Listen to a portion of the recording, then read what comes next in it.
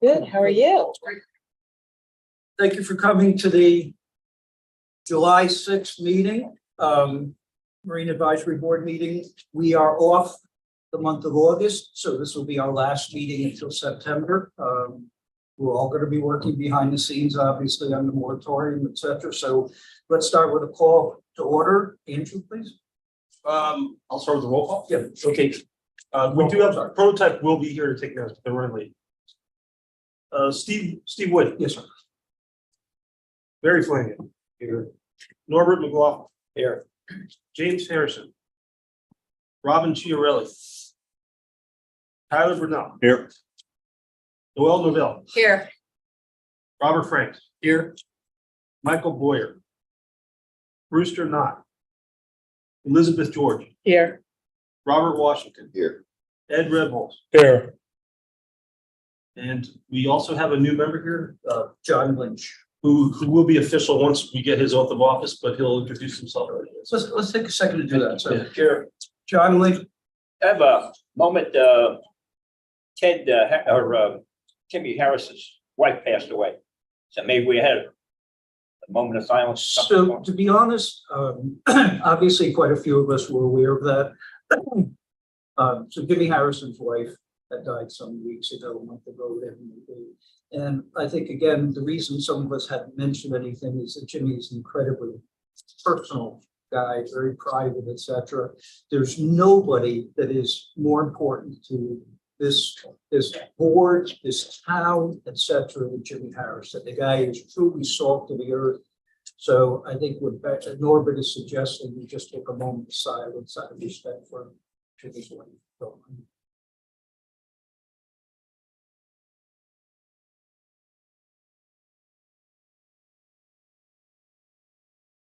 thank you very much, everyone. John, if you'd be kind enough to, John Lynch, so John will be sitting with us in September, but he was not there right now, so you kind of explain who you are and introduce yourself. Yeah, John Lynch, lived in Fort Lauderdale my whole life, except a few years in college up in Gainesville there. I work at Marine Electronics here, all around Fort Lauderdale, and just interested in the marine, advisory, all the things that go along with it. Just live over there, North Lauderdale, and my wife is due in a month, so excited for that, and just excited to serve with all of you guys. Very excited. Thank you very much. I Awesome. think one of the goals of this board is to have some younger folks, so it's great to have join. So I look forward to Yeah. this. John, did you? I'll verify, we do have a forum. Okay. So we have a quorum. Our friend Sergeant O'Neill has taken a little time off. So we have, I'm going to try to do this properly, Dave Sanquini.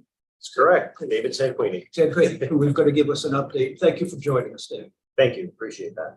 Okay, in the month of June, the Marine unit responded to 82 incidents total. We issued 64 citations. There were also 3 boat accidents. None of them had any major injuries to them. So the first incident, we had a couple more serious crime incidences that we responded to, 4 total in the month. First one was at 509 Southeast 33rd Street, and this was on June 1st. It was a theft of a boat. It was a 26-foot bow rider.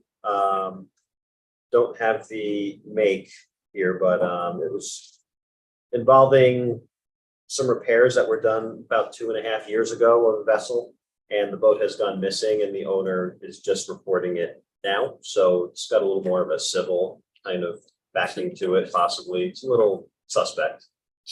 Second incident we responded to was a theft of motor vehicle parts, so basically a burglary of a boat. That was at 901 North Birch Road. That was on June 5th. And the boat was a 24-foot Scout, and a Garmin GPS was stolen from the helm. We had another burglary of a boat. This was on June 28th. And this was at the Brownie's Yacht Diver store, to the back of that, next to It's next to Southport Raw Bar, and it's at 1530 Cordova Road. It was a 31-foot contender. Another Garmin, it was a Garmin GPS that was stolen off of the helm. There's good video surveillance in this one. Unfortunately, the suspects were wearing gloves, so processing for fingerprints could not be done on this incident, and the victim wants to press charges there. And the final incident we had was was a burglary attempt. Nothing was taken. This was on the 29th of June. And this is at 1601 Southeast 10th Street. And the victim has a 66-foot Viking and a 44-foot Valhalla. And suspects entered the backyard and attempted to enter the boats, but weren't successful and ultimately left the scene before getting away with any property. So, thank you for that. Gorgeous boat, Deborah. Oh, yes. So how about anything with fireworks, et cetera? No issues out there? We did not know. As far as the 4th of July, I worked with 16 hours. Basically, we all did the whole unit. Didn't have any major issues. There was a minor, well, not minor, but there was pretty good damage to 2 boats that were involved in an accident at the end of the night. It was around 10 o'clock. But there were no injuries involved. It was right by the 17th Street Bridge, and there was a person who dove off of a vessel over by the Triangle and suffered a neck injury in shallow water. Thank you. Anybody have questions for the office? Thank you very much. I took things out of order. I promise I'll do it again. I assume everybody read the minutes. There were a lot of them from last month, obviously, and a fair amount of follow-up. Can I have a motion to approve the minutes? Motion to approve the Elizabeth minutes. George, second. Second. Please. Everybody vote on that, please. Do we have a, you don't need a roll call. Everybody approve the minutes, please say aye. Aye. Anybody opposed? Thank you. Let me just share a couple of things. We're going out of order a little bit, but a couple of things that happened over the past few days, and then we'll get to our industry expert. We were at Andrew and myself and Bob were at, thank you very much. We were at the city commission meeting last night, and if you don't go to those, and I'm going to say to someone who didn't, I'd suggest you do. We, as we found out, we're limited in what we speak. But what's interesting when you go there is when we leave here, if we approve something, it's fascinating to know where it goes, how it's acted on. So there were 4 of our 4 motions that were brought in front of the commission. One was 801 Southwest 6th Street, which if you recall was also part of 777 that we've been dealt with up close by Little Florida.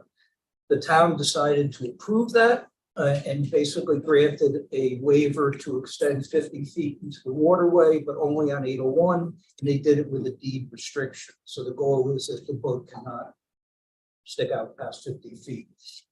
Not the outcome we would have wanted, but I promise that is hopefully the last that we will see on New River for quite some time.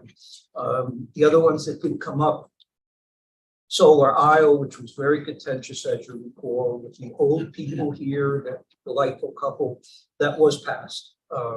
That is far from over, but we did our job in making sure that we approved safe navigation there as well. Now, I'm talking about the officer mentioned Birch. Excuse me. It's a different one. We had 900, 910, 901 North East 20th, which we kind of, I don't want to use the term rubber stamp, but we know that is an area where there are large vessels and we really had no issue with it. Surprisingly, 1 or 2 of the city commissioners did, but they did support us in that case as well.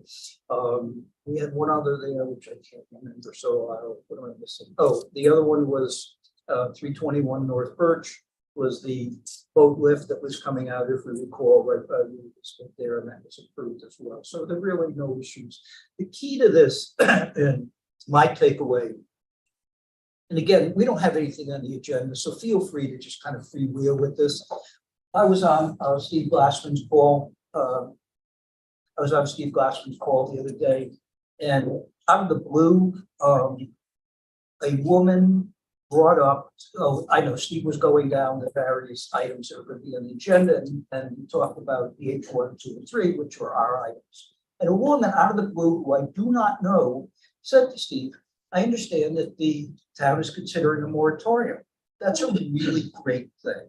So what's really fascinating is I haven't come across anybody that has any issue with this. But what is really incumbent upon us is to keep talking. You know, just talk to people because everybody embraces it, but we got to get the word out. So communication is critical. Let me move forward.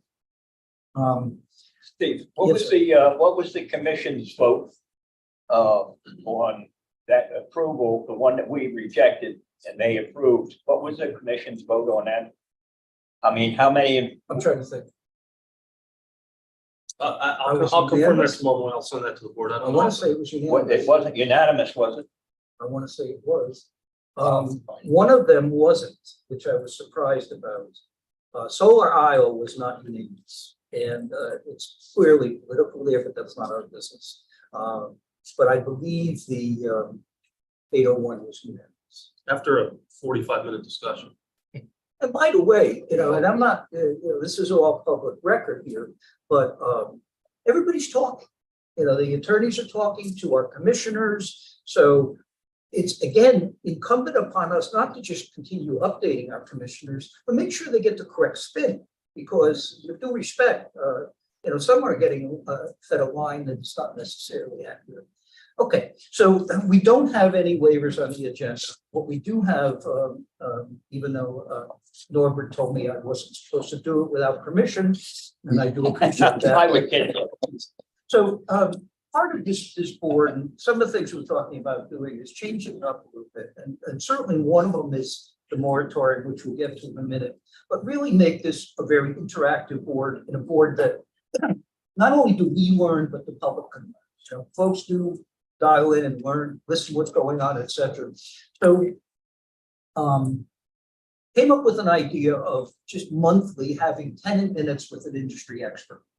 And one of the, we have on our agenda that's really Barry's responsibility, hopefully, is we're hoping to have folks from the boat show in September or October here. Because again, it's an integral part and great to hear from them and plans as well. So moving forward, we have some experts on the board here, but if you have ideas of who contribute, please, again, we can communicate, by the way, really easy. You send whatever you need through to Andrew and he shares it. So let's make sure we have a dialogue. So this month, what we tried to do is kind of a soft start with this. And our dear friend, Robert Washington, happens to teach pile driving. Norbert probably forgot most of what he's been teaching over the years, but between the two of them here, we're hoping to kind of just discuss some of the basic building techniques, et cetera. We do not have great slides and so on, which I'll hope for next time, but just kind of a freewheeling discussion about what are we building when the Chappelle group stands in front of us and has a recommendation for a new boat lift or a new dock or seawall, et cetera. Do we all understand what it means? Do we all understand what piles are being driven? When you use a sheet pile, when you use a batter pile, et cetera. So with that, I'm going to give it to Robert to kind of talk about it a little bit. And this is very interactive, so we'll keep it short and sweet, but hopefully we'll take something away from this.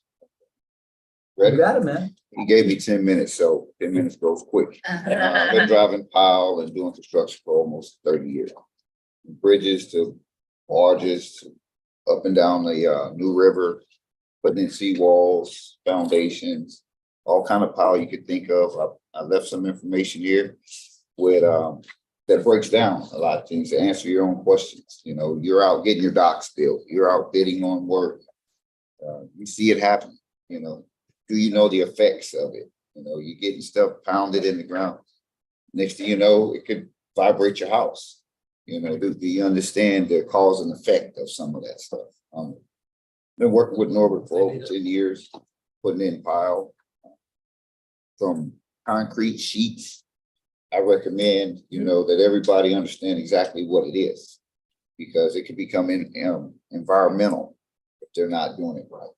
You know, they're not putting out the curtains and, the barges going up and down the canals with the traffic. They're building docks further out, encroaching. I pretty much got involved in the board because on the building side of it, the install of pile. I think that a lot of things should be looked at. Some of the walls need to be inspected, over time, the dredging and all that stuff is undermining the vibration, just traffic on the roads, the weights that's going up and down the river. It's causing effect to the actual river itself. It's washing the walls out, it's cracking the walls, you have to patch those walls and, they come behind them and they put the other wall next to it, but they damage the wall next to it because of the vibration of the install, the vibratory hammer shaking down, the hammer that's just hitting on top of the pile. You guys see it out there. When do you decide to use a vibratory hammer versus the? It really decides on the ground and getting information from the engineers that's around the area, making sure that you don't disturb other properties. The ground may be hard, very hard at the bottom. They do soil testing, make sure that they're using the right application for, putting in the pile. Sometimes if they drive in concrete pile, they have to pre-drill the hole because it's too hard. And they put that down, the sheets, you got to go up and down till you actually get it down. Sometimes you can't. So talk about, this was intriguing to me, and one of the reasons being is that they're actually just doing my dock now. And seeing them do this is truly fascinating, trying to understand how this happens. So the typical homeowner, when we're talking about having to raise seawalls and redo docks, et cetera, why does a typical homeowner use a sheet pile versus pouring concrete? I mean, one, you have to be careful with the concrete because the salt water, you have to have a certain PSI in the concrete or it'll start deteriorating the wall. And it gets in and then the wall becomes weak and fails. And so sheet pile is a better idea. It's a little bit more expensive, more bang for your buck if you can afford it. Now you have, I emailed around real great photos of these various pilings, et cetera. So the typical guy like myself, sheet pile really drives the cost up, but is there a benefit long-term to me? Is that one of that I'm going to ask that to Norbert as well, because one of the things that Norbert has taught us is that one of the concerns about water isn't just the water that's coming from the canals, it's also the water that's coming from the back of the seawall. Yes. So what does that mean with respect to these sheet piles versus pouring concrete, et cetera? I mean, the sheet pile is, to me, the best way to go. Costs a little bit more money. They got to raise all these caps anyway. Eventually, they got to come up. That's just the title. Just the waves, everything's coming up, the king tides. The life expectancy of sheets are a lot longer than concrete. You put them in, you protect them, you put the coating on them. You get them down to where you need them. You get them down deep enough, they go to dredge. You don't have to worry about the wall washing out from up under it because they got to dredge it. The boats are getting bigger. They got to keep digging it out. There's no other way around it. What's the difference in the construction, residential construction versus the example of construction that's going on next to Elizabeth at the Las Olas Marina? A lot of it's the code. They got to follow that code that's around because of the structure, the weight of the structures that's around. So before they go and do certain application, they have to take consideration of the structure that's around it. If it's too much of vibration and noise and friction, that disturbs a building that's been built a few years ago. I ain't gonna say, how old, but you can crack a building, that stuff happens. I've driven pile and the building beside me was old, fire station in Miami, driving pile and cracked the whole fire station. For our marina, they actually put monitors They on put all of our monitors, buildings, stress on all of our monitors on. buildings because of that. It's a seismograph. Yeah, they have it. That was part of the agreement. And they did full inspections of all of our buildings around it. They have it, if there's a certain percentage on that seismograph that you're allowed. And we have had people would come up and said they've had cracks in their foundation and cracks in that. what protects the contractor is, that means that that foundation is not strong enough to withstand a heavy hurricane, or let's say, here we don't have it, but earthquake or anything else, any kind of movement. So the benefit is they put the seismographs all around. Where Lauderdale Marine Center, for instance, they had it across the street. They have homes that are over there that are sitting on cinder blocks that are across the street. From shaking the sheet pile down, they had the seismographs all along the side. The seismographs are well inside, I think a 3 is you're allowed. The seismograph was less than 3, but people came over and said, hey, we have problems with shaking stuff off over there. And the city actually came out and said to the people, if your foundation can't withstand a 3, we can condemn your house. Oh, is that the preserve? They can condemn it because it was not made strong enough to withstand what they would consider any kind of an extreme. In other words, all the homes are supposed to be able to withstand a 3 at least. And if it's below a 3, the contractor's fine. That's the shaking of the sheet and stuff down. So what happens is the reason the sheets and stuff are like that. And that's an answer to your question. One of the problems is what you have, if you put a panel wall, that's what the problem is with the north wall on the New River. It's all undermined. And what it's doing, it's causing the river to fill up. In other words, more and more dirt is going underneath and stuff. And they keep on putting stuff behind the river. Now, when they normally put a panel wall and stuff in, it has no effect and stuff on it. Why? Because the normal ground we have down here is porous sheet rock, sheet wall. And it's shell rock or anything else, which is easy. You can jet that stuff down for the most part and stuff, and you go down over there. The problem is it's not strong.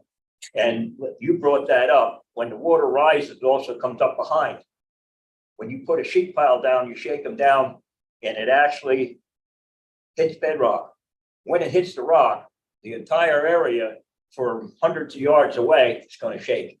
And years ago, we used to use the old diesel hammers. You used to drive with a diesel hammer. And just that brings up an interesting point, because the majority of homes down here are on their auger pile.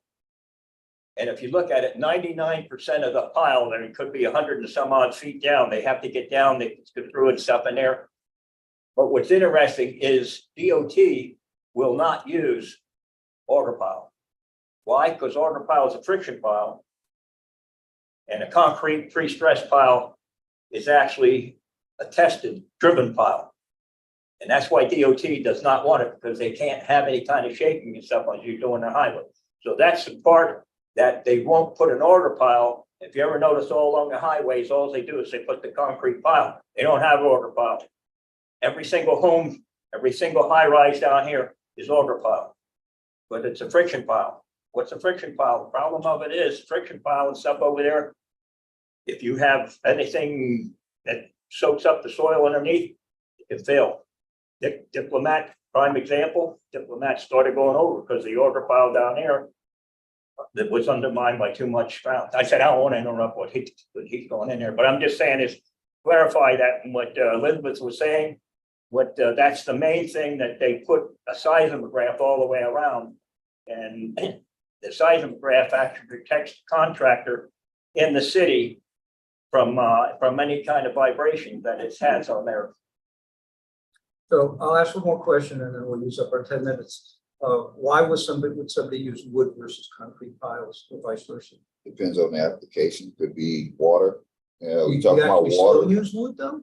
some people use wood, For salt water though, Yeah, some people- longevity reasons? some people use wood, it's just what they, that's what the customer wants. If the customer wants wood, he puts the wood for the wood dock. I know customers that want concrete dock, cheaper. it's cost. It's easier to get it up and down the river, it's easier to get rid of it. Quick install, sell the house. If you have concrete pile that's going on, your thing is, if you don't protect those concrete pile on front with a wood Wood. pile and stuff, you're asking for trouble. Because the concrete pile, vertically, Protects the wood. if anything hits it, it cracks. And once you got cracks in the concrete pile, it's limited. It won't even last as long as a wooden pile. So every place that concrete pile, and that's one of the things when we were going up and down the city, over there at Smokers Park, they put all concrete pile and stuff all along Smokers Park. So we were saying you need to put a wooden pile in front of each one of those concrete pile as a fender. So when a boat hits that, it bounces off or it bounces up against it, comes in there. But if it hits that concrete pile and stuff over there, hits it hard enough, you just, if it didn't break the pile, it already has cracked it. So it's going to get in at the strands and it'll eventually just crack that pile apart. So that's the reason you want to put a wood pile in there. To protect the concrete. And if it crack it, it'll go down and you won't see it and the pile will fail. You need a diver to go down there to go inspect your docks, your sea walls and all that. You were doing the LMC, the distance, I'm assuming you're talking about reserve that kind of was homes that were built in 20th. Oh, what's that? When you were talking about LMC. Yeah. Seismic, the distance, I'm assuming is the preserve that community that was built. That's quite a distance away. Well, over where the lagoon is, where, you know, where the steel piles are, in other words, down there, if you pull along the back place where you first come in and stuff, there's the roadway that's right there. All the homes are right on the other side of that, and That's all the on homes 20th. down here, they have, like, they were put on to elevate them a lot. There's like 2 cinder blocks, Yeah. and then the homes are all along there. They look almost like they were builders or contractors' homes when they were building something and stuff over there. They're not what we would consider, they don't have a foundation. Down here, the most part, they dig a foundation and stuff over there, and that's down in there. That prevents that. These here are not. They're sitting on cinder blocks and stuff over there, and it starts shaking and stuff over there. Well, shaking the ground underneath, and obviously it's gonna come down. One guy had cracks in his swimming pool and everything else, and he said the cracks caused by that. The city told him it's on you because that one was around the corner, and Lauderdale LMC was smart enough that they had seismographs all around the place. And as they were doing it, as we were shaking it, the city inspectors, they're right there. They're looking at the thing as it's going over there. And when a guy comes over and says, I got a problem, that thing prints out, just like one of your GPS things, it prints out exactly what it is. So they'll go over there and they'll say, Mr. Flanagan, you have no recourse because here, everything stayed below this Richter scale. And everything that was down over there means that if you have a problem with your property is not up to the standard of us. You could be condemned for that. So this is fascinating. You know, there's not, I don't remember a time when we don't have waivers on the agenda. We could have come in, spent 5 minutes, said hello. So thank you for that. This is extremely helpful to me and hopefully in the future. So this brings us to our discussion of New River navigational concerns. As you folks hopefully remember, as this has essentially been moving through the city commission, we had promised to leave it on the agenda every month, kind of just as an open item that we would discuss. I'm not sure how much we can discuss, et cetera, right now. I'll just give you an update on what I know. Patience Cone is here. MIASF, as you probably know, has been incredibly helpful to the board and vice versa. We all have a vested interest in this thing. We've gotten communication. Some of you guys have been great. We've got communication from a number of folks in the town. Bill Walker was actually supposed to stop by, but there's a problem with one of his water taxis. So Bill Walker had been on the board previously, actually right through the heart of COVID. Barry is actually checking to see if we can get him back on the board. He timed out. So as someone who owns a water taxi, it's safe to say he has a fair knowledge of the New River. And again, a vested interest, as so many of our folks do. We've got correspondence from John Kelly. John Kelly at Bradford went out of his way to, by the way, tell me that Bob Franks had retired, as Bob said, and John Kelly said that they already missed Bob Franks. So obviously left a lasting impression. Didn't say the same thing about Barry Frank. So John is basically, I believe I sent you the correspondence. There's no reason to repeat it and read that stuff if you haven't. John put together a really great email. All this information material has gone to Bob Dunkel. Bob Dunkel is crafting some language to put the moratorium in play.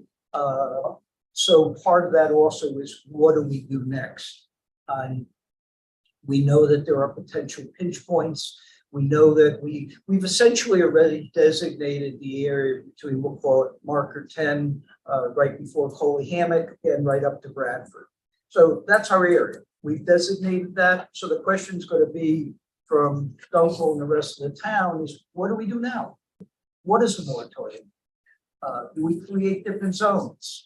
Do we need to change the 25-30 rule? So we can freewheel for a little bit. One of my concerns is the fellow that's really driving this for everybody is Jimmy Harrison. So we certainly want Jimmy involved in this communication. And Jimmy's been kept well aware of what's going on through Andrew and certainly through patients. We could open up the discussion. I guess the question is, and we'll just let this roll for a little bit and then we'll end the meeting. But so the question is, again, what do we do next? What does it mean? There's none of the city commissioners that don't embrace the fact that we need to ensure the navigability of this. Everybody wants to be able to take their kids on a kayak, etc. So we're all on the same page. And I open it up to anybody who has ideas. One of the things that I think that the board is had problems and stuff with is when people get a variance that it's automatically like, oh, good, I got a variance and stuff over there, and I have a 50-foot boat, exactly like what you said, as far as putting in the deeds, can't see that. I don't know how that's going to be done. But anyway, the problem that I think that needs to be done, if there is a variance issue, the variance has to be something that's enforceable by, well, he's not here, the Marine Patrol or whatever. So my suggestion is what they would put in there is you look at each one of the variances and then whatever the variance is, that is the furthest that any part can stick out into the waterway. For instance, if you get a moratorium and you want, they 25 feet, you want 5 feet. So you have 30 feet. So that's the furthest you can get out. That includes the boat, the pile, or whatever it happens to be. So it isn't like you can get a moratorium and put a pile out 40 feet, and all of a sudden you put a 65-foot or 70-foot boat out beyond that. And that's what's been happening is when they get the variance, they've been taking advantage of getting a larger boat, and also not only that, selling the property. If they sell a property and somebody says, what size boat can I have in here? Any size you want. Any size, and it goes in here. So I think a moratorium has to be kind of like whatever the variance is, that's the furthest that it can extend into the waterway. So if they put a pile out there and the Marine Patrol goes by and the Marine Patrol sees a boat sticking out 8 feet beyond the furthest pile out, they're in violation because they would know what the violation, what it would be. So I think that we'll really have to look into that particular thing of whatever you take the variance for, that's what you're stuck with. It's more or less like what they were saying, they put that in the deed, 50 feet or whatever it happened to be. That should be the furthest that thing can go out, 50 feet. Correct. So first of all, a deed restriction. Deed restriction is basically, we're all familiar with it. The phone company, the public utility company has a lien against your house as a deed restriction, whatever it may be, it's notified in the public. So it is public record. It all comes back again to enforcement, and everybody's aware of the fact that we have to enforce it. Tell me if I'm wrong, but the approval that was given to 801 Southwest 6th was a maximum of 50 feet. And that was that the piling was to go out 50 feet, and that was the maximum it could go, period. The boat could not go past the piling. I don't know how you tie a boat up like that, by the way, but that's Where you wouldn't want to tie it up. But the point is, at that point, stuff over there, if the guy puts a 65-foot boat in there, all right, as long as he doesn't sell that house, he's fine, because the lien that will be on the house will be when he sells it. All he has to do is move the boat. No, it's on there. It's on, there's a deed restriction that basically says that, But isn't the question, how is it How do they enforced? know that? Because how does the So police the or, problem is, and I'm convinced that you're absolutely correct. Is the cop going to have a list No. of deed But restrictions. it's not and gonna be knowing- the cop anymore, it's the code, it's the Code. code I'm saying enforcement nobody's- but person. Nobody's. No, gonna but know. it's the They code won't- enforcement. It doesn't make any difference. They're not gonna have a list. Well, the neighbor reports the code. Looks into it and sees the restriction. And then the Wait, code has hold on. like 365 The neighbors, days. I don't know if to you're really familiar do with the anything. And there's area. only 6 code people. The neighbors, The the neighbors that he owns Southwest Sixth Street. Right. Yeah. So he owns all the homes over there. So when you send something 300 feet around, you're sending them to all the people that he leases and rents to, and they're not relatives. I know. Okay, so when he's turning it out, I don't know if you've gone over there, but he's making slips out. Now, the reason that his wife and him have two different properties, because they want to put more than, you're allowed 5, then it becomes a marina and you have to put fire lines and everything else. However, when the wife has it, now you're allowed 8. Okay, because it's 4 and 4, and that's what they are. They're all sticking out and stuff over there. So even if you put a 50-foot restriction of everybody that's over there, and I don't know what the ruling is on that. If it's not like Idlewild to the point where if these people are renting a house across the street, whether or not that legally they can have a boat slip. In other words, it's usually the homeowner or whoever rents from the waterfront. That's as far as I know. But if you live across the street and this person has 2 slips, can the person across the street rent a slip from the person on the water? That's exactly what they're doing. Wouldn't the So- idea, sorry, Marvel, go ahead. Wouldn't that, I thought the idea when we first started talking about this was to not chase the problem via deeds and all of that with code enforcement, because now we're telling the city to add more enforcement and we're getting into the police department. I thought we were putting the moratorium off to change the law. And so in these pinch points in this area, it seems fair to the city. It seems fair to the marine industry. It seems fair even to those people who know that they're on a skinnier part of the river. Because I used to live in a corner, like I used to live and I could only go out so far. But my neighbor, because they had more width. I mean, the rules have to be different for this pinch point. And I thought that that's what we were doing. Yeah. Because if we're chasing the end user through the moratorium, I really don't think No. we shouldn't. So I think we changed the law. This was an isolated incident. Right. With this particular property. We're talking about coming up with something. I share some of my thoughts. I had, again, the biggest issue we seem to have on New River, and we have to clarify that this is New River. We have the entire waterfront in Fort Lauderdale we're hopefully going to deal with as well. Does the 25-30% rule apply? Do we need changes in other areas? My position on New River is a little radical. My position on New River is there should be no perpendicular docking, period. No perpendicular docking, no perpendicular boat lifts. You own a 60-foot piece of property, you have a 5-foot setback on either side, you could put a 50-foot boat, 55-foot boat. And if you want to put it bigger, we'll find a place to put it. It's not my obligation, as Norbert says, because you want to get a big boat. And now I can't go up the New River with my grandkids. I will not do it.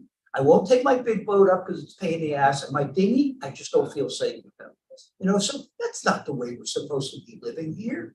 So again, I think we've allowed big money to just dominate what's going on. And so we have to really, please, Tom. What you were talking about we is, don't- what you're talking about is, that's going to come before the board. There's a lot of areas in Fort Lauderdale where you have to really watch it. Somebody is actually trying to get a permit and they live like in a cove. And this person here wants to put out 65 feet, but if you look at it from an aerial view, that restricts the one that's on this backside because they can't put a boat out there more than like 25-30 feet and stuff for where it is. Their property or their piling or their dock follows the contour of the property line.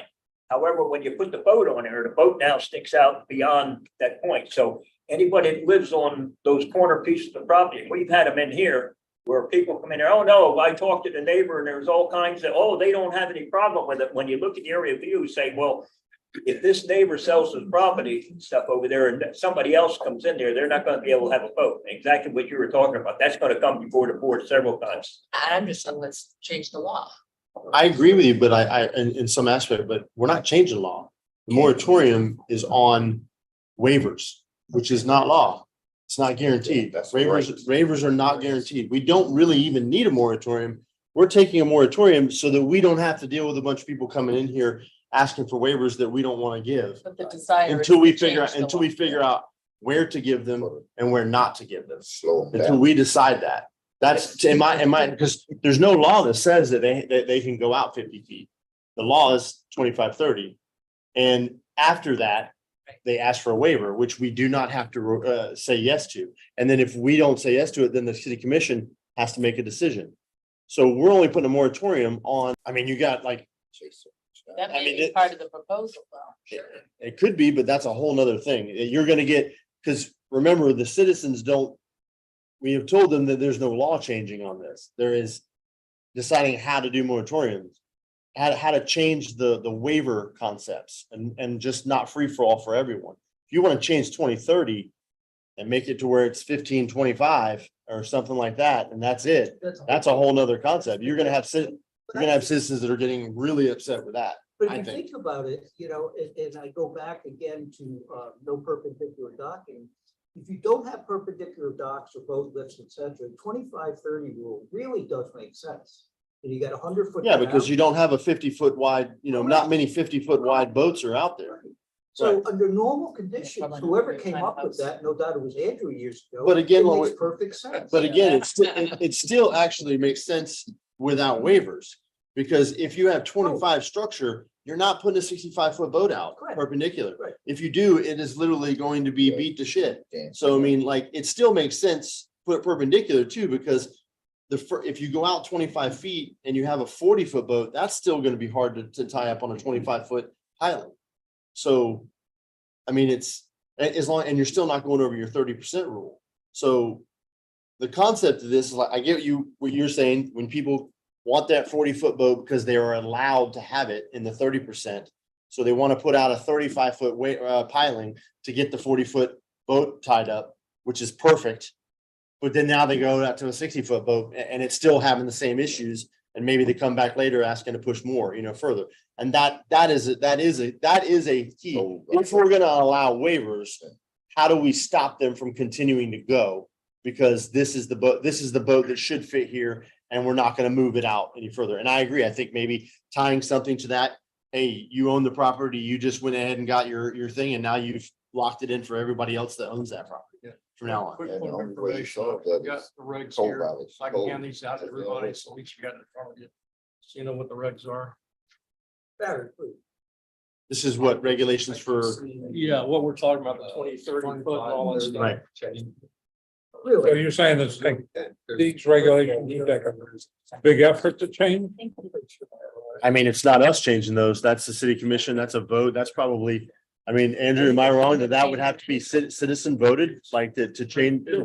No, it wouldn't? We changed the boat lift ordinance, this group, not your predecessor. And- Changed the boat lift ordinance. It used to only allow one boat lift for every, the boat lift could only go out 15 feet or some crazy distance, when they should have been able to go out 25 feet. Right. And so this group, your predecessors, said that's crazy. They should be able to go out 25 feet.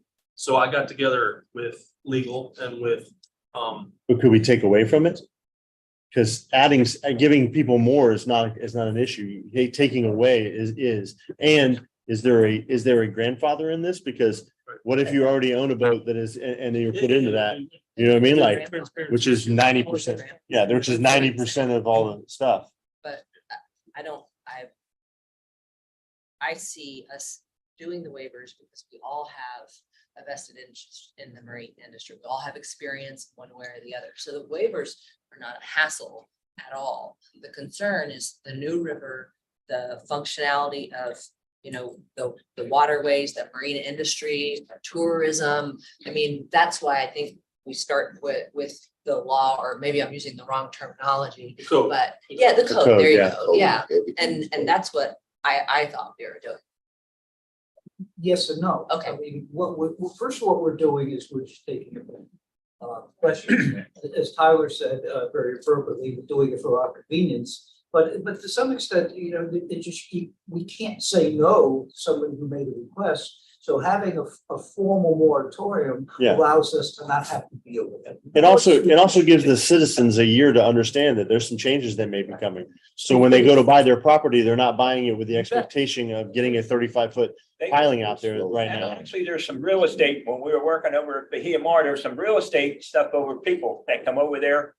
And they look at somebody that's paying $2,500 or $300 or $500 or $700 a month over there. And they've approached these people and they tell them if they buy a house up such and such and get a variance and stuff, they can move their boat over there. So the payment that they're paying Bahia Mar would actually be the payment for the house, and they can have the boat slip out there where they have a place for their people to go in there. Yeah. So, you know, and we have, Barry can say, we were it took us a while and stuff. It used to be a boat lift. And I'm telling you, we had boat lifts sometimes where the pages were in here, boat lifts. Boat lifts originally, it used to be 10%. That's it, or 10 feet on a boat lift. However, if the boat was in the water, it could go out 25. So we used Doesn't to make have, sense. everybody was coming through here with us, and then we're saying is, well, wait a minute, we want to have a variance because we want to take the boat out to 20% or so on down the line. And Barry could remember that stuff over there. We will one variance after another. Yeah, we can't see a reason why. The guy's got the boat in the water and it's already 12 feet wide. They bring them up, but everything was, like you were saying, was parallel to the shore. Nothing was perpendicular. And since that time, I said, I'm looking at the commission in the last couple of years over there where the Coral Castle is. You familiar with that? That guy has 5 70-foot boats out straight out. They gave him permits. I mean, they gave him the variances for 5 boats that are out for 70 feet, and he's got 2 in there that are 80. So he's already put them out. And, you know, we've had some of the guys that are complaining about it. So there is no restriction at this point to stop anybody as long as they're staying within the 30% rule. So if the thing is 300 feet wide, stuff over there, they can go out 80, 90 feet, stuff over there with their, once they get the variance for safely putting their pile out there. And that's the biggest thing. Oh yeah, I got to put pile out there because my boat is going back and forth and everything else and the waves and stuff over there. So they have, that's the reason that they have to have it. The city looking at it, but 5 slips over there where the Coral Castle is. And that's a nuisance when you go, I don't know if you ever taken your boat up through there, but it's just a collection of trash and everything else that they have the boat sticking straight out. 5 of them. Let me take a second. We didn't answer your question. Excuse me. So the idea of the moratorium, nobody has an answer. I mean, of course, we all have answers. I mean, we're all the smartest people in the world in our own minds. But so the idea was, let's just take a break, get the town to support the break, and then decide, was Barry saying, is it a 25 foot? Maybe it's a 10 foot. We change some of this. You know, everybody has different ideas. So all we really wanted was a breather. And this is just an introduction to planning that hopefully the town will organize, et cetera. We're certainly going to drag in patients. I'm going to take you away from texting for a minute. Do we have an update from you? Do you mind sharing as well? We're currently had some technical difficulty, but we are taking some bottom bathymetric surveys of some of the tighter areas, so we can figure out exactly where the center of, because it's one thing to say you want an extension and you go, and the river's 300 feet wide. Well, that's all well and good as long as the center of the Yeah, the water supply is in the middle. Yeah. And so we want to make sure that we have all the information possible before we move forward. And so we have a couple of guys that have a drone that can do magic things. Haven't seen it do it yet, so I don't know, but that's the object. And 3 spots that we've identified are the one that starts at Salt 7's dock, the Riverwalk dock that the board originally objected to having docking. Docks there, yeah. And yes, Riverwalk extension. And from there along there, because it gets pretty tight in there and everything's really getting messy. They're not, that's more a traffic problem, not necessarily that anybody's docking any wider than, but we should know where the other two places are actually, they feed into each other. They start at Cooley's Landing and go up to the fork in the river. And the other one is to look at Little Florida. Those are the three areas that we want to identify because we feel like those are the most critical points. And if the mapping goes well, then maybe we'll do more, but we'll see how complicated that is. Thank you. So that's Barry's. That's Barry's ongoing issue is that we do not have a method study. So I had mentioned that they were doing it with drones. So you're actually doing that? That'd be really cool. We're working on it. They're mad scientists at the moment, but I think we'll get results shortly. You know that Gorman, interrupted, Gorman makes I know when I had my barge stuff and I was running the barge, my GPS, it was on the tug and stuff. As I was navigating, like up in the intercoastal and places of that order, my GPS out in front was telling me where the channel was. So that's available. And the one I have is probably 10 years old.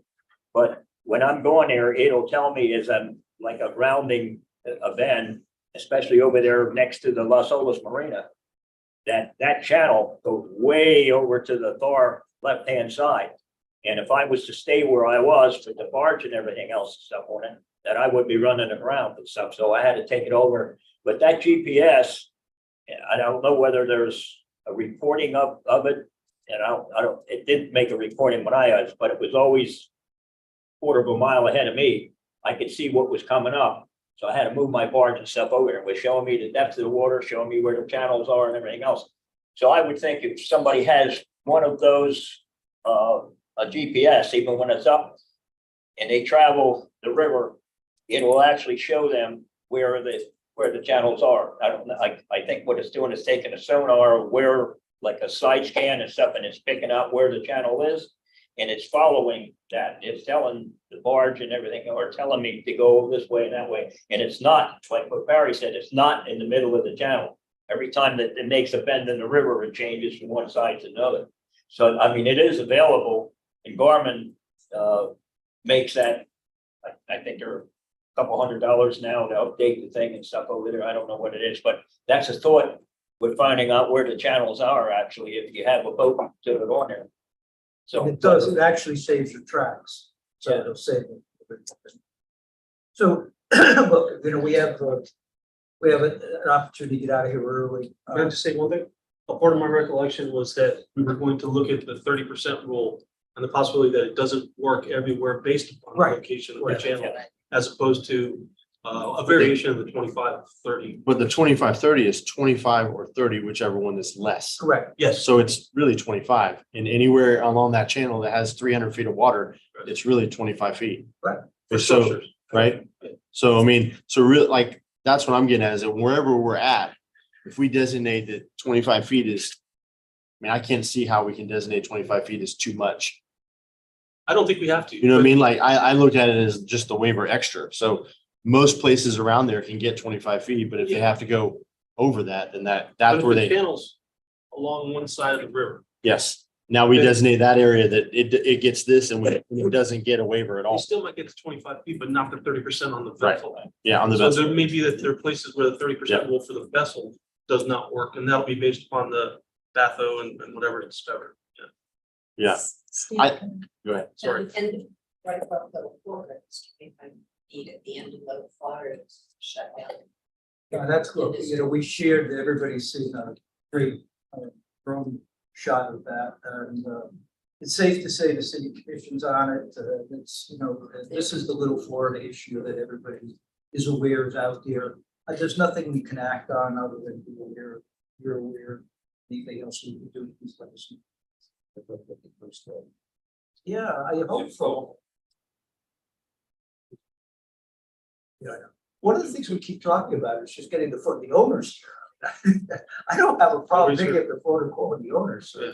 Well, and that's what I brought up on the last one, when the Marine guys were here, I'm like, maybe you guys call them and talk to them yourself, because they're the ones that have an issue, you know, nobody with a 25-foot boat has an issue with that guy, but you with the 100-foot boats do, you know, so call them, talk to them, have a conversation with them, bring them in here, let's have dialogue.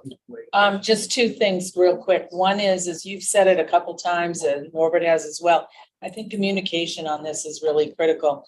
And I say that because I know 6 real estate brokers who are selling houses and they didn't know anything about this stuff. And they have always told every one of their prospective buyers, sure, Fort Lauderdale loves boats. You can have any boat you want out back. And so education, awareness, you know, it may be their fault, but it's a reality. So we've got to keep the communication going and constantly. The other thing I was going to bring up, we keep saying code compliance and then we say the police. Interesting thing, if you remember, Sergeant O'Neill told us that they used to have code ride with them. They no longer have code ride with them. They have their own boat. But we had the code issue. We thought it was a code issue on the water, and code says we don't deal with things on the water. He said they don't do any of it. Yep. He said they only support them when needed, is what he said.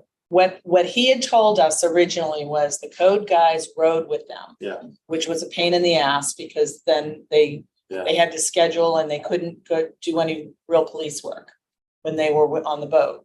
Code now has their own boat to go out and do stuff. Correct. But code is telling us, and if you look at the list of people, they've got code doing, you know, vacant lots, they've got code doing vacation rentals, others, there's no code person identified for the water. No, they're not. They're not. And For when I they understand, it's will not- reactive only. but even reactive, we had an issue down by us that somebody's doing business off of a boat in our waterway, and code said, we don't deal with it. You have to have the police deal with it. We've had. And code wouldn't even deal with the marijuana boats that are, trucks that are down on the beach. What are marijuana trucks? We've had also, Wait, there's wait. tons of trucks down on the beach selling marijuana and stuff on the beach. They code wouldn't deal with it because they're not authorized to do sales on the beach out of trucks. They said, no, only the police deal with those things. So we need to get that clarified Well, and. we yeah. did ask code to Right. come here and talk to us about exactly we- what they do, how they enforce it, and they didn't come, so. Yeah, they haven't Yeah, come. said they were coming. So, Yeah, we Let's need work to on get that. that, we need to get code in here to, And Sergeant O'Neill's pretty good as well. Doesn't back us. oh, I know, no, he's That's been another thing great. to me is that Dealing with. all changing of the those code things, enforcement, but He was and the one. finding that told out us that the code has actual, their own boat, like, so that punishment, you have the maybe making the availability. punishment to harder be out and not looking waiting at until you stuff leave all the the house time, till you if they sell. know what to Something enforce. like leaning the I think boat, that was taking the the boat other- away from. Tell the me, dock. is this a But I mean, physically that the code moving it, enforcement we can't doesn't do that, anything I on the don't think. water? But if we can change Because we that, have a lot that of changes the code concept. problems. You're over, you Code- take your yacht, code your has- boat, and you when don't they get back were until With you the pay your fines, police, you know, and you. they can't always bring it had the back police that- with them, that- so that- they always did it. That changes. Now they have their own boat. Okay. Guys, We tried to have them back deal on with, here. we had tried to have them deal with something on the water. And the code compliance supervisor notified us that it's on the water. They don't deal with it. Marine Patrol has to deal with it. Okay, so we'll So obviously pick it up with Which Sergeant is O'Neill. We have, oxymoronic. in Lauderdale harbors, we have a lot of issues about people putting 8 boats with 2 lots, all perpendicular. Mhm. And it was code enforcement that got after them, and the guy just, Oh, it's he has weird. 2 boats now, instead of 8 out of 2 lots. They wouldn't deal with it in our waterway. Okay. Yeah, so and we let's, have another guy that is like a marina. He's bought 3 houses on corner lots. And he has massive yachts there, as well as sometimes 10, 15 trucks out there maintaining those yachts. And they block the main street. We're down to old business, new business. I'll just leave a couple things and just open it up real quickly. Business cards. There's been a discussion before about asking for badges, et cetera. Somebody made a point, whether Norbert or Barry asked whether or not we had seen a particular request for a property that was going, request for a waiver. I go to every property. I know Norbert does, Barry, many of you do as well. And the concern was that you show up at a property, someone's like, who are you? And so Norbert had talked about badges. We can pretty much have what we want. So business cards, again, we're laying out a design of business cards on our own for that. I've spoken to the town, like $30 to print 250 if you like them. I'll be more than happy to again put an order in with your name on it, whatever you like to put on it. I think again, it's great if we're showing up at a property to a meeting and have them. So I'll follow up with Andrew on that. We'll start taking orders next week. One of the things that, from my perspective, I always talk about short and long-term goals. Our short-term goal right now is moratorium. We've made real headway there.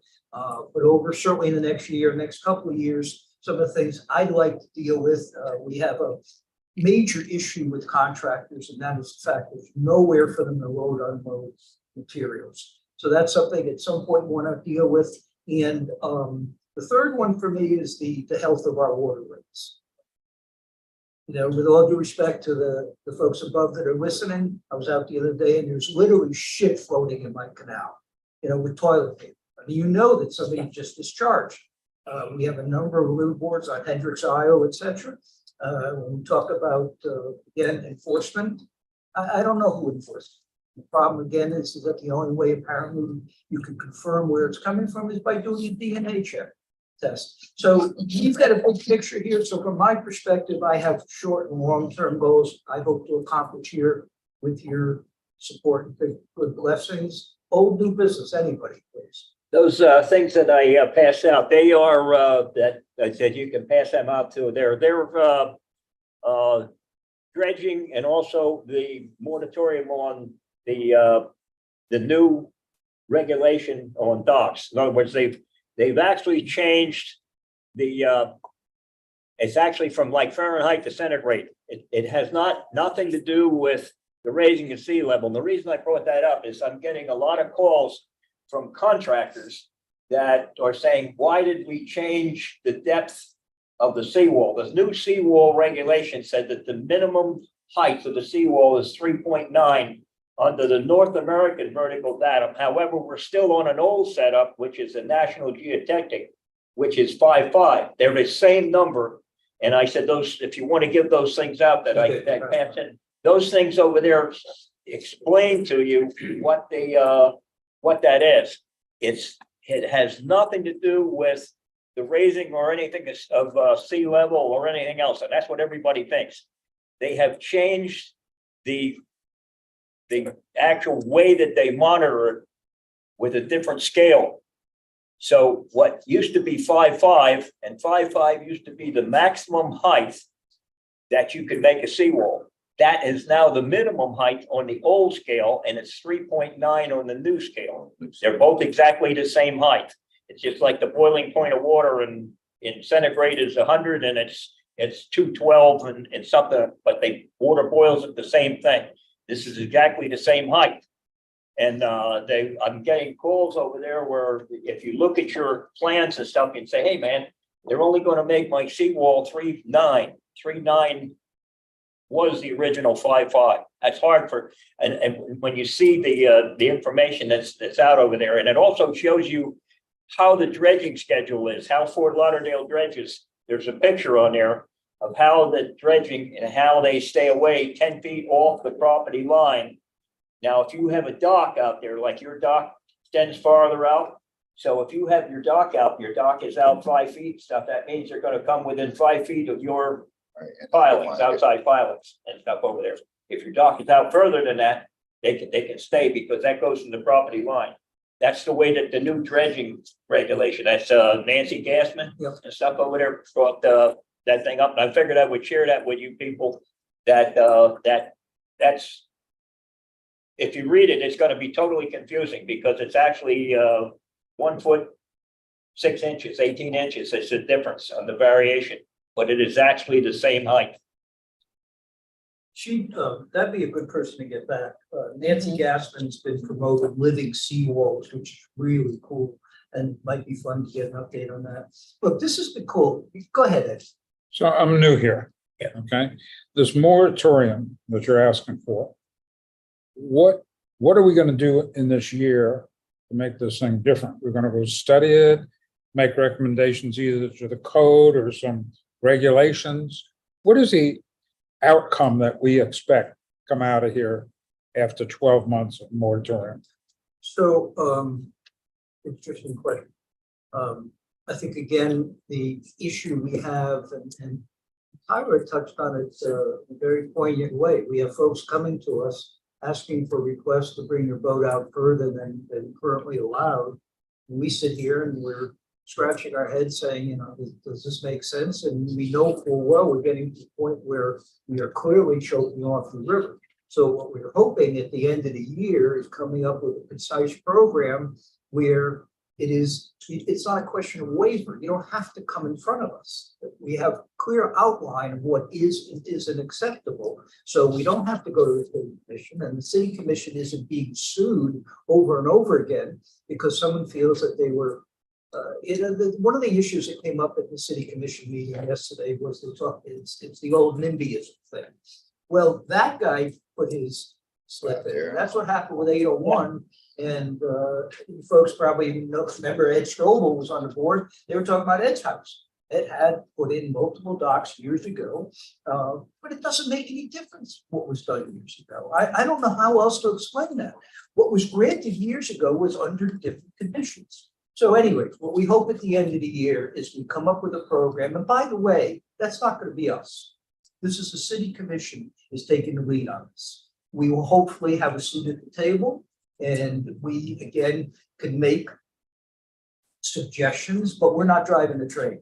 We drove the train to get it to a moratorium, and with the city commission's good graces now, they will take it to a place where hopefully we'll come up with something that's acceptable. So they will come up with the recommendations how to control the growth into the river. We will be very involved in that, I'm sure. I don't know if you can give us more feedback from your experience with that, but we'll be involved in the process. Look, Okay. one of the things that's just happened right now is that we talked about 10 minutes with an industry expert. We're all becoming industry experts. We're all experts on waivers. We're now understanding the marine industry and how to drive piles, et cetera. So we can have intelligent conversations with any of the city commissioners and very poignantly explain what the issues are. I mean, somebody mentioned, a patient mentioned Little Florida. If you look at that aerial that I sent you, if they put that 25-foot dock out, Yeah. you ain't getting a boat You ain't down. getting to that. Period. You know, and they can do that by right. That's right. So there's a big picture here. So Those rights, Then it are doesn't they? matter if we Excuse have a me, moratorium or let me finish. Those rights are in code, that's the same code. code Yeah, everybody it's the else. code yellow- they have there. so it's in there. Yeah. But it doesn't make sense in some places. There's a universal code that doesn't any longer seem to apply. Well, wait, it doesn't make sense because that specific area has unique traffic. Oh, you talk about New River. Yeah, for Little Florida. If 100-foot boats weren't going up there, it wouldn't be an issue. Because 40-foot boats, 50-foot boats would be Right. able to travel through that. But because they are towing 100-foot boats up there, they cannot get by there if he follows code and puts out what he wants. He has a whole area that he can Yeah, I put a know, dock there's all a around. dock on the, If he did that, Right. it would stop it. Now, I'm in the middle of that. Like it sucks for the marine industry, but that guy has a property and like Correct. we're doing on his right. So to me, I'm like, I feel like the marine industry itself needs to also get involved to help influence this person and talk to him. Hey, what do you want? What's your thing? You know, can we buy a portion of it? Can we do this? Can we do that? I mean, there's other things than just us being upset because now we can't stop this guy from doing something. But so this, he's in code, but it's obstruction. right, just like if you were to decide to buy a 70-foot wide boat, but you live on a 100-foot canal and everybody else is using their code, you don't have the ability to get up and down. That's your issue now, not everybody else's. We're kind of in that thing with the marine industry. They because the New River has allowed all the code to do this, we're bottlenecking what the marine industry can perform up there. You know, and pretty soon, if we kept doing it, we'd be looking at 70-foot boats and that's about it. And not even the Yeah, boats, yeah, the barges. yeah, a too. couple- Barges too, Yeah, right. Yeah. Boats, barges, everything that needs to go up there. Yeah, we have barges that are 150 feet long, 50 feet Longer than wide. that. I mean, that's what. And a you're looking maintenance at. bar, the biggest So- two is maintenance electrical barge for that power plant. up Right, there. so you're So looking that's at, you know, you're looking at some, and like I say, you talk about 100-foot yachts. We've got them going up here 135 feet, 150 feet long. So it's not just a 100-foot yacht, you're looking 150 footer. Yeah. And that area between Davy Boulevard and LMC, Can't get in there. it's tough because you got all these pilings sticking out. Like I say, you got a real squeeze in a number of areas. And that picture, by the way, you know, we talk about it in New River, but we also know that we talked about how seawalls have to be raised. You know, everybody talks about, Norbert has mentioned over and over again, you can't get a barge down. I mean, you got a barge that's 50 feet wide, you got a canal that's 100 feet wide, you're 50 feet on the side, it's not coming down. Yeah. You know, so this, none of this is confrontational. This is all out of our love for this town, or so. Yeah. Anything else, Bob? Oh, yeah, I just got a couple of quick bullet points here. Norbert was talking about using let's say a sonar depth sounder to, let's say, map the river. There's sonars out there that actually, it'll sound it and actually redraw the map. So, I mean, you can get those. Of course, if you're gonna do it, you have to do it in relation to what the tide is and make sure, you know, make your adjustments. But that's one thing that can be done. Second thing is, it would be nice to hear from the Coast Guard, how they've, the Miami River, how they've mandated or signed that as a navigable river. Let's hear what they have to say to see what they've done. Next thing, deed restrictions. Where do we find what the deed restrictions are on these places? I mean, It's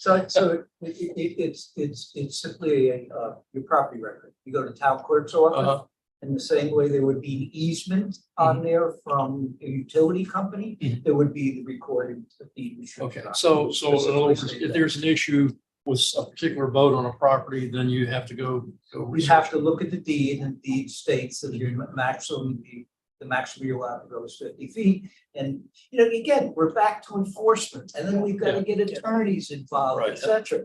I mean, come on. That was the commission's idea. Yeah, What's okay. What was? Yeah. Well, The 50-foot restriction on that vessel last night Right. was nothing to do with what we thought. Yeah. As a board. Okay, another quickie, Riverland Woods Park, that's out there where I live, out in Lauderdale Isles. That's that's that park that's got a boat ramp that's over by 441, that area. There's some discussion about the city buying the old Lauderdale Isles Yacht Club. And this has been going on for a while. There's been a pocket of money set aside to try to do that. The idea is that if we can get Lauderdale Isles Yacht Club, there's gonna be a lot more parking for boats. If you've been to that particular boat ramp, on a weekend, you're gonna see cars and trailers all over the place. Unfortunately, or fortunately, however you look at it, they've been giving people tickets, so they aren't in that particular parking spot assigned for the trailers. Everybody's getting tickets or getting towed. So now we're having a lot of restriction on who can actually use that boat ramp. So just keep it on the radar for Lauderdale Isles Yacht Club, the city. If that at some point may happen, or if discussion comes up, yes, we need the city to purchase that property to have a more well-rounded park. That's just keep that on the radar. Other thing, as somebody mentioned, communication. It's really important to get in front of the commissioners. A lot of these commissioners will have their pre-agenda meetings. If there's a meeting on a Tuesday, typically some of the commissioners will have a meeting Monday night. You basically get on Skype or the whatever that is. And basically, if you got something to say it, you know, but just the fact that you're there and involved, you're at a commission meeting. People see you, the commissioners see you, and they say, okay, you're involved in the community. It helps to bring that communication.